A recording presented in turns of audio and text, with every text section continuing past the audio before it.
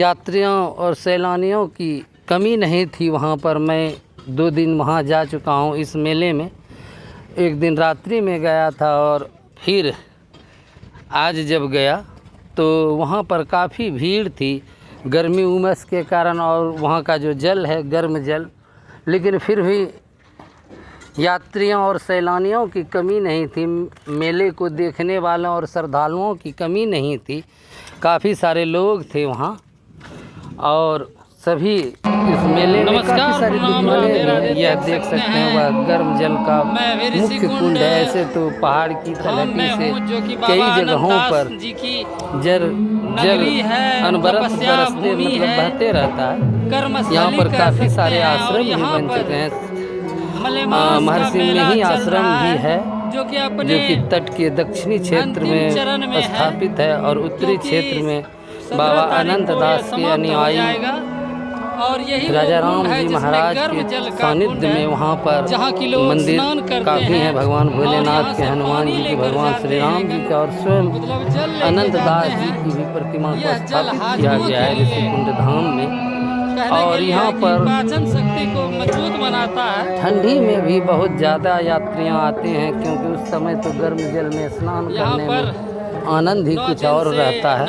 वहाँ पर आते हैं, स्नान करते हैं लोग। और श्रीमद् भागवत कथा में एक और कथा, ऐसी कथा आई है जहाँ की यहाँ तो मलेमास को पुरुष बताया गया है।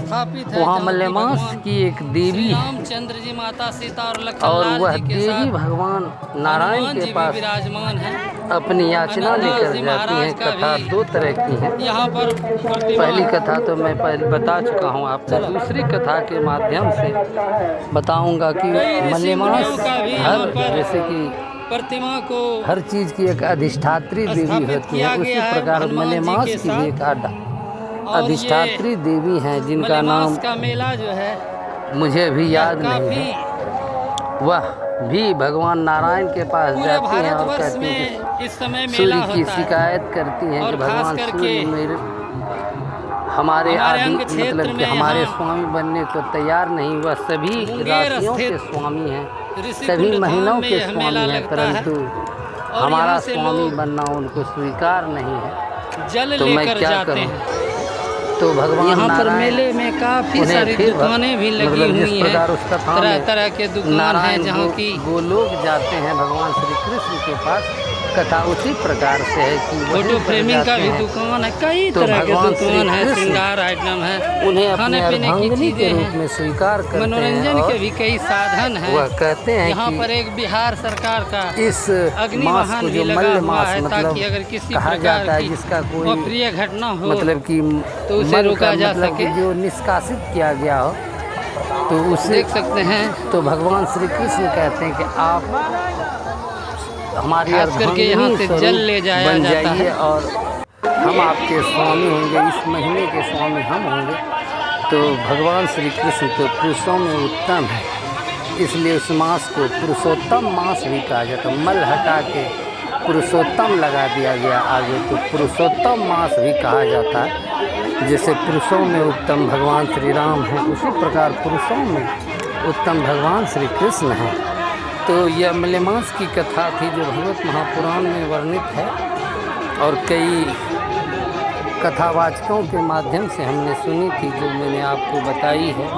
और तो अनंत दास जी महाराज की तपोभूमि रही है ऋषिकुंड धाम, और यहीं पर उन्हें ज्ञान की प्राप्ति हुई थी, ऐसा हमने अपने बड़े बूढ़ों से सुना है।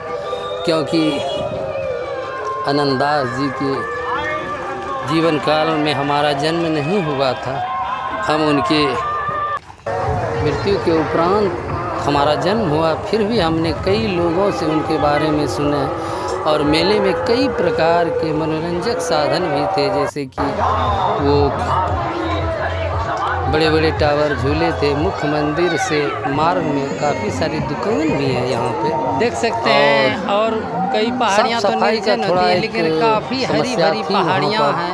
क्योंकि जैसा कि मुझे मालूम है कि अब पहले जो मेला होता था वह निजी चढ़ रहे हैं, उतर रहे हैं। प्राइवेट लोगों के ये माध्यम काफी से लगाया जाता मैं भी था। कई बार ऋषिकुंड इस धाम के जो आचार्य पर्वत हुआ करते श्रृंखलाओं पे थे, चढ़ जो कि चुका हूँ, वर्तमान में काफी राजा लंबा ऊंचा रामदास जी है महाराज हैं। और तो मेला मजबूत है, इन्हीं लोगों ठोस है के ये द्वारा पर्वत। लगाया जाता था। लेकिन अब चट्टान वहाँ जब से सैलानियों रखते की काफी नहीं हैं भीड़ यहाँ होती है, वहाँ पर ज़्यादा हीरे लोग हीरो। मेले में आते हैं, तो इस अभी मेले अभी को सरकार ने अपने अंदर ले लिया है, जिससे कि वहाँ पर अब जो गाड़ी मोटरों की आवाजाही होती है तो उसके लिए वहाँ पर टैक्स लगता है। दुकानें जो खुलती हैं उसके लिए उन्हें कर देना पड़ता है। परंतु मेले में जब मैं गया तो वहाँ एक चीज़ मैंने देखी कि सरकार वहाँ से टैक्स तो वसूल कर रही है, परंतु टैक्स के पैसे को वहाँ पर खर्च नहीं किया जा रहा है। वहाँ जैसे कि कोई बीमार हुआ तो छोटी मोटी डिस्पेंसरी खोल दी गई है और साफ़ सफाई के लिए वहाँ पर किसी प्रकार का कोई प्रबंध नहीं था। वो जो मुख्य तालाब है उसके चारों ओर लोगों के गंदे कपड़े रखे हुए थे, जो मैंने इस वीडियो में भी दिखाया है। तो इसलिए कर हमें दुख होता है कि सरकार जहाँ पर आमदनी होती है उसे अपने अंदर कर लेते हैं, लेकिन वहाँ पर खर्च नहीं करते हैं। ना वहाँ टॉयलेट की व्यवस्था, शौचालय की प्रचुर मात्रा में व्यवस्था थी, क्योंकि हज़ारों लोग प्रत्येक दिन वहाँ पर जाते हैं। आज के लिए इतना ही, शेष अगले अंक में। तब तक राधे।